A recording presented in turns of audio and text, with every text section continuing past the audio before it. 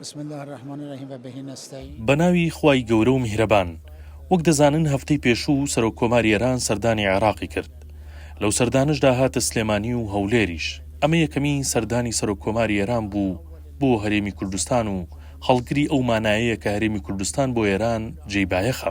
هذا المنطقة للإيران وكان يتشاورون مع لەگەڵ دەسەڵاتدارانی هەرێم گفتوگۆیان کرد سەبارەت بە بابەتەکانی پەیوەست بەلایەنی ئابووری و سیاسی و بازرگانی.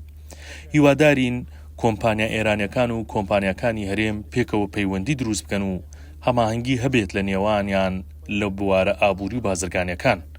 بەهۆیەوە جموجۆڵی بازرگانی لە نێوان ئێران و هەرێمی کوردستان زیاتر ببێت.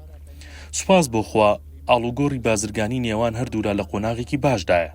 بەڵام چاومان لەسەرەوەیە زیاتریش ببێت. مع الإقليم في مرحلة كويس ولكن نريد أن يزيد هذا التعامل التجاري بين البلدين. ئێمە نزیکەی 500 کیلۆمەتر سنووری هاوبەشمان هەیە پێکەوە و دۆخەکەش زۆر لەبارە بۆ ئاڵوگۆڕی بازرگانی نێوان هەردوو وڵات. نعم، الإيران كان في فكره أن يتبنى المناطق الحرة.